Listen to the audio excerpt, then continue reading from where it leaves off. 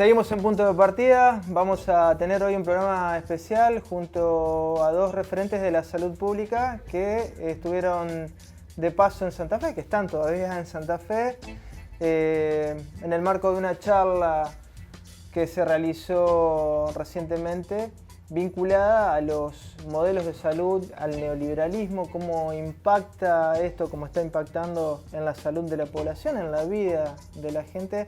Estamos con Gabriela Dueñas, licenciada en psicología, doctora en psicología. Gracias por estos minutos, Gabriela. La agradecida soy yo. La verdad que muy contenta de estar acá en Santa Fe de nuevo. No es la primera vez que venimos y sobre todo para charlar sobre estos temas tan serios que tienen que ver con el impacto que tienen estas políticas neoliberales en la región, en nuestro país y por supuesto en Santa Fe, de manera particular en el área de la salud.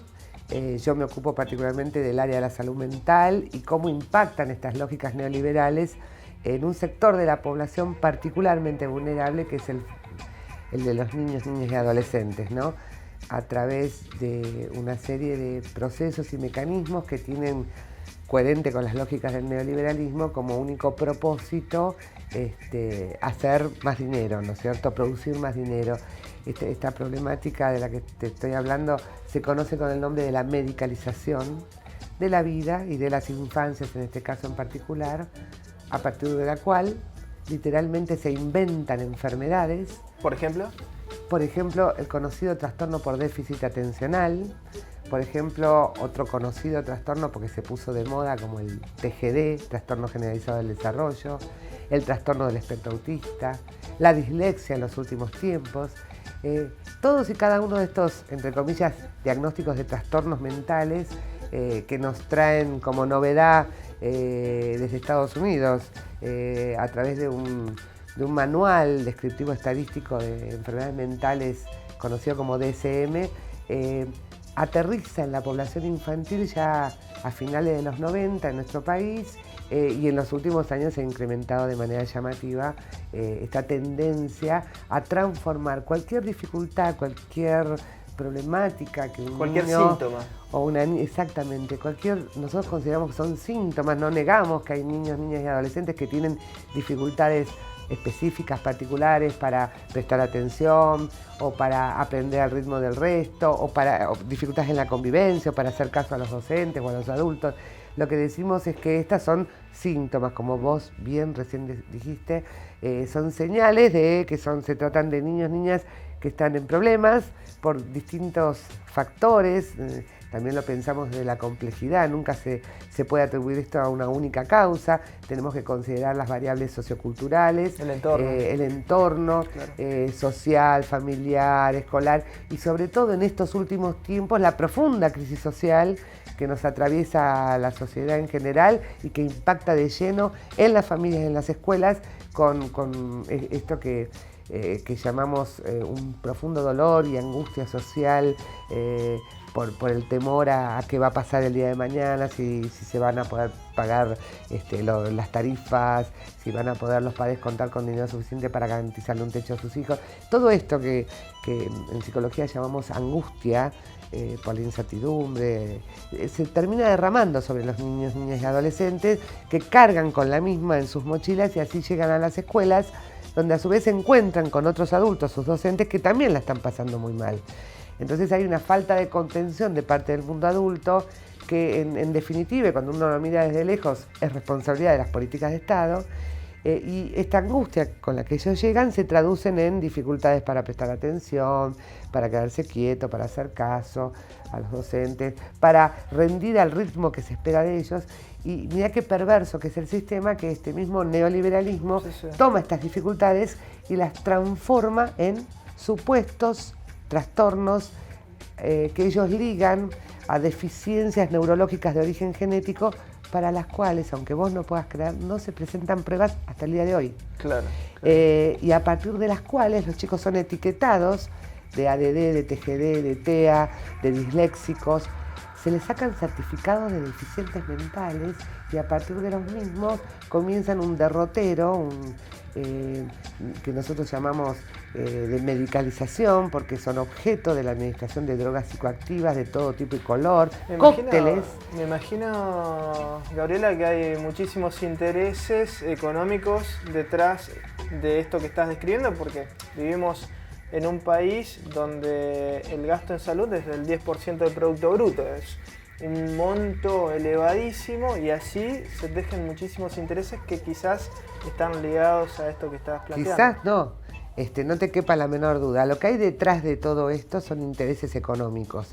En primera instancia, de lo que se llama el mercado de la industria farmacéutica, que es la que impulsa el avance de este tipo de prácticas en el mundo en general, en nuestra región en particular, en nuestro país de manera así muy fuerte. Es la industria farmacéutica. Pero no solo la industria farmacéutica es la que factura con esto, ¿no?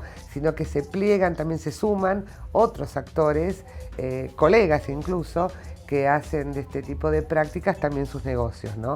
Porque la administración de estas drogas psicoactivas se complementan con una serie de, ellos les llaman tratamientos, pero son en realidad programas de adiestramiento cognitivos conductuales en base a sistemas de premios y castigos que ellos describen como multidisciplinarios, y a mí me gusta llamarlos multitudinarios, porque es a partir de estas etiquetas diagnósticas que el niño, además de someterse a la administración de estas drogas psicoactivas, cuyos efectos secundarios, imagínate vos, no son menores, porque su sistema nervioso inclusive está en pleno proceso de maduración, de cableado, y su proceso de estructuración psíquica y de moderación de su subjetividad está en pleno proceso de organización. Entonces la mirada y las experiencias que el niño va teniendo van impactando en estos procesos. El niño, además de ser sometido a la administración de estas drogas, comienza a tener una agenda completa, porque todos los días de la semana tiene que ir a un profesional en particular para recibir tratamientos psicopedagógicos, a partir de los cuales se supone que les van a reprogramar el pensamiento, los martes a la fonoaudióloga que le va a reprogramar el lenguaje, los miércoles a psicólogos que se supone que los van a reprogramar en habilidades sociales, los jueves le toca a la terapista ocupacional, los viernes el psicomotricista, etcétera, etcétera. La cuestión es que los niños, de esta manera, además de estar padeciendo esta angustia que yo te describía y que ellos expresan, y esto se ve mucho en las escuelas porque ahí pasan la mayor parte de sus días, en un pedido de ayuda, y en su lugar se los silencia con estas etiquetas, diciéndoles además que ellos son la causa de eso que se ve, porque a ellos los definen como deficientes, dicen que ellos han nacido así, porque estas dificultades, incluso mirá, la última, ¿no? La dislexia, que hace referencia a dificultades en el aprendizaje de la lectoescritura, ellos sostienen sin ningún tipo de fundamento científico, te diría más, a contramano de todo lo que hoy sabemos en ciencias, que estas dificultades en el aprendizaje de la lectoescritura se deberían a deficiencias neurocognitivas de origen genético. Entonces, a partir de eso, fíjate vos qué coherente con el neoliberalismo, se terminan privatizando problemáticas muy complejas, y digo complejas porque entran en juego variables sociales, culturales, psicológicas, pedagógicas, porque además también tenemos que pensar en cuestiones de carácter didáctico-pedagógicas, que la escuela hoy en día tiene mucho que repensarse y que mejorar, ¿no? Teniendo en cuenta... Gabriela, perdón que te interrumpa, pero vivimos en una sociedad comparada con los 80, mucho más acelerada, mucho más cosificada, la sociedad de consumo ha avanzado a un extremo, hay una separación muy fuerte entre los miembros de una familia, quizás. Estamos asistiendo a cambios vertiginosos de carácter cultural, que Zygmunt Bauman, a mí me encanta cómo los describe, ¿no? En esta posmodernidad o cultura líquida, en donde se diluyen los valores, se diluyen las instituciones, con la misma lógica de los mercados, ¿no? Que van licuando todo lo que es sólido. Y bueno, estas lógicas en donde el mercado impera con sus lógicas, impacta en todas las áreas de la vida social, y de la mano de ellas, de las lógicas del mercado, también aparecieron las famosas TICs, ¿no? Las tecnologías informáticas de la comunicación, que están produciendo un impacto muy significativo en las formas en que se construye la inteligencia y novedosas formas de funcionamiento cognitivo, es decir, novedosas formas en que los sujetos se comunican, prestan atención, captan información, la procesan. Y esas novedosas formas de aprender que vinieron de la mano de las nuevas tecnologías y que hace que hoy hablemos de los niños, niñas y adolescentes como nativos digitales, estas novedosas formas todavía no están siendo lo suficientemente estudiadas, consideradas, desde incluso las carreras de grado que se ocupan de las infancias. Ni en psicología, ni en ciencia de la educación, ni en psicopedagogía se están haciendo las actualizaciones correspondientes como para poder entender por qué los niños, niñas y adolescentes hoy se comunican de manera diferente o prestan atención de manera diferente a la que lo hacíamos nosotros. Exacto. Entonces, como yo digo, frente a la falta de entendimiento, quienes nos ocupamos de ellos, luego no podemos atenderlos como ellos se merecen, y no solamente se merecen, sino que además, por ley, ¿sí? Deberíamos garantizar, porque estamos hablando del derecho a la educación, del derecho a la salud, y si quienes nos ocupamos de ellos no estamos al tanto de estos cambios y no los entendemos, difícilmente podemos garantizar que se cumplan sus derechos, ¿no? Gabriela, frente a este diagnóstico que venís desarrollando, visto desde el Estado, ¿no? Tenemos el neoliberalismo, esta sociedad vertiginosa, estos cambios tecnológicos que si uno lee los medios de comunicación son todos buenos, pero todavía, como bien decías, no están asimilados, no los conocemos, su impacto.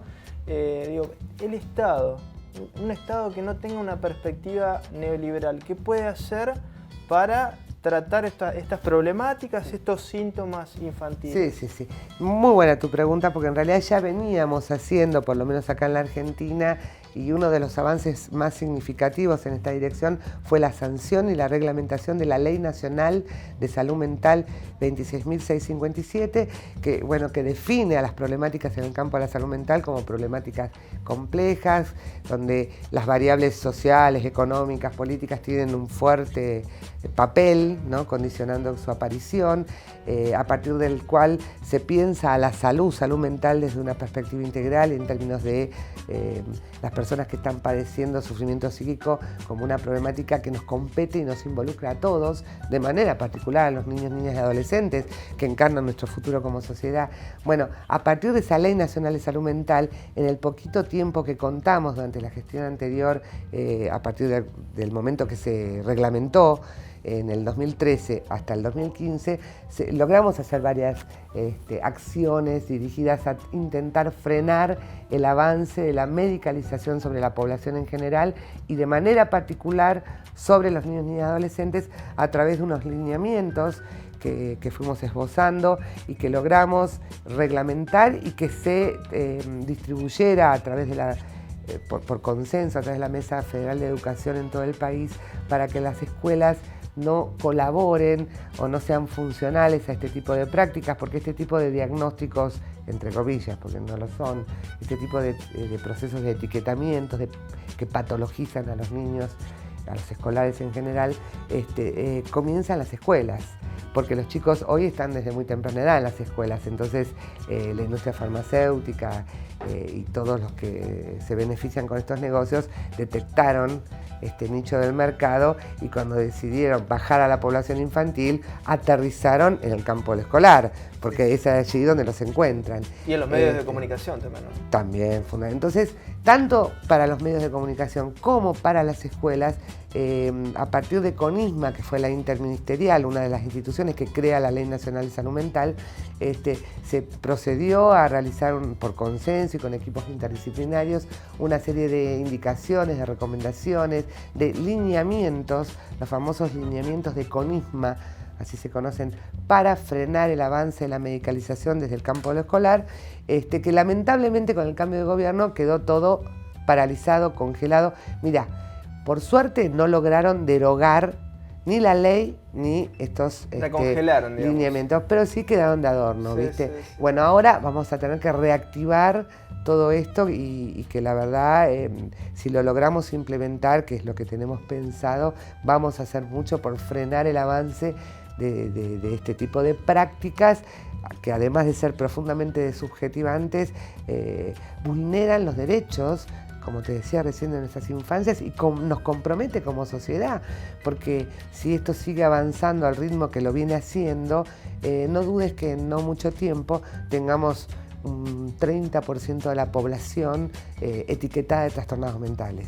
Claro. ¿Sí? Qué negocio para los laboratorios y para la corporación médica ligada. Exactamente, ¿no? Porque este fenómeno, muy bien, te agradezco que lo hayas traído, este fenómeno es un negocio impulsado por la industria farmacéutica, por el mercado de la industria farmacéutica, sí. de la mano de lo que nosotros conocemos, o Foucault describía como el poder médico hegemónico, que en este caso está encarnado en la figura de los neurólogos o de los psiquiatras, no de todos, por supuesto, ¿no?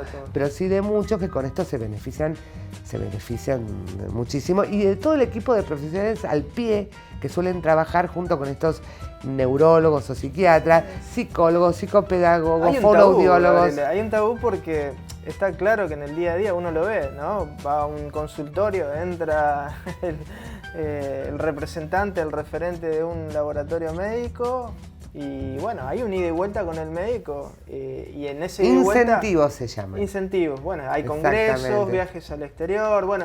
Todo es un sistema perverso, ¿no? Es tan perverso que yo, mira, siempre le hago una apuesta a cualquiera. Agarrá a un niño, una niña de la edad que quiera, 6, 7 años, parate en la puerta de cualquier instituto de estos más reconocidos que se dedican a las cuestiones neurológicas, por ejemplo, entra diciendo que en la escuela te dijeron que la nena o el nene no presta atención o está con algunas dificultades para escribir, suponete, y no tardás más de 30 minutos de salir por la otra puerta con un diagnóstico de TDA, acompañado de dislexia, acompañado de otro de trastorno generalizado del desarrollo o retardo del lenguaje, y una receta así de extensa, no solamente de drogas psicoactivas, sino de indicaciones para que inicien una serie de tratamientos que ellos llaman multidisciplinarios y yo siempre defino como multitudinarios, de no menos de 15 sesiones semanales con distintos tipos de profesionales. Todos, qué tortura para los chicos. Pero es que cuando yo te digo que se vulneran los derechos de la infancia, mira, no solamente se vulnera el derecho a recibir realmente el acceso a la salud como corresponde y a la educación, sino que se les vulnera, entre otros, el derecho a jugar. Sí, tal porque cual. se quedan sin tiempo libre para jugar. Después de ir a la escuela, a la que también asisten con acompañantes para la integración escolar, en torno a los cuales también se ha montado un verdadero mercado de las integraciones escolares. Hay un mercado de las integraciones escolares, sino que salen de las escuelas y pasan el resto de sus días de consultorio en consultorio. Hay chicos que tienen indicados hasta 15 sesiones semanales, con, como te decía, psicólogos, psicopedagogos, fonoaudiólogos. O sea, realmente no es vida, no les queda tiempo ni para dormir. ¿Qué debería hacer un papá yendo al plano práctico frente a estos síntomas, ¿no? Que de alguna manera, si uno lo quiere tratar de una manera racional, humanista, si se quiere, ¿no? Sí, yo te diría más humanista, ¿no? Lo primero que tenemos que hacer todos quienes nos ocupamos del acompañamiento, del cuidado de los chicos, es tratar de garantizar un derecho fundamental que también está enunciado en nuestra Ley de Protección de Derechos de la Infancia, que remite a la Convención de los Derechos del Niño, que este año cumplimos 30 años de su ratificación, es garantizar el derecho que tienen los niños a ser escuchados. O sea, lo primero que deberíamos hacer es garantizarles dispositivos de escucha. ¿De qué estoy hablando? Estoy hablando de, en forma, en equipo, no es responsabilidad solo de los padres ni de los maestros, sino por ahí contando con algún especialista en niñez, tratar de garantizar espacios donde el niño pueda expresar qué le está pasando. ¿Y cómo lo suelen hacer? Lo suelen hacer a través del juego, ¿sí? Y aunque te parezca mentira, si vos le dejás un poco, le generás un espacio de tiempo, hasta te lo dicen con todas las letras. ¿Y sabés con qué nos encontramos la mayor parte de las veces cuando generamos este dispositivo de escucha?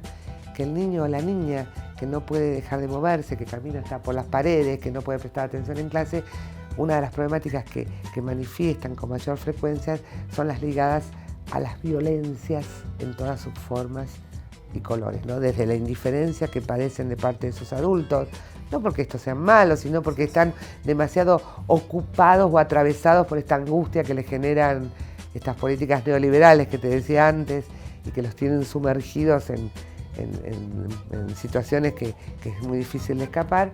Entonces, desde la indiferencia, que es una forma de violencia, de las peores te diría, sí, porque es invisible, fuerte, hasta violencia física, que se sigue ejerciendo, y en el extremo el abuso sexual infantil, que no es un asunto menor, acerca del cual en la Argentina no tenemos datos estadísticos y tampoco es casual esto, pero sí sabemos que a nivel mundial esta problemática del abuso alcanza hasta, según las estadísticas, hasta el 20% de la población infantil, con lo cual podemos estimar que en la Argentina esto no debe ser, digo, muy diferente, ¿no? Sí, sin embargo, de eso no se habla.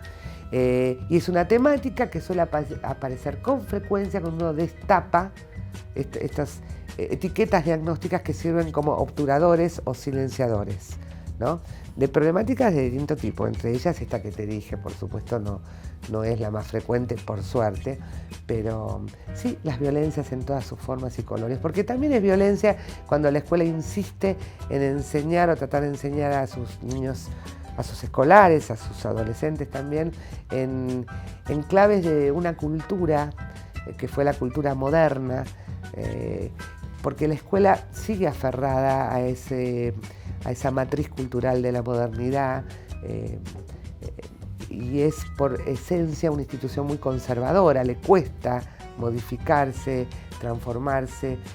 Aún así yo insisto que es uno de los pocos espacios sociales que hoy le ofrecen alojamiento y se ocupan con todas sus contradicciones y con todo lo que tienen que mejorar. Pero lo cierto es que vamos a tener que repensar también desde el campo de la educación cómo adecuar las prácticas educativas a estos nuevos escolares, porque como te decía, tenemos una escuela en donde sigue primando una cultura, te diría, propia del siglo XIX, y los escolares que las transitan son modelos siglo XXI. Acá hay un desfasaje impresionante, y en ese desfasaje es donde emergen estas problemáticas que la industria farmacéutica y todos los negocios que hay atrás de ella aprovechan para hacer más negocios, ¿sí? Gabriela, muy interesante el tema y muchas gracias por tus minutos. No, la agradecida soy yo y a todos los santafesinos por este espacio, así que, bueno, estoy a disposición. Seguimos en Punto de Partida.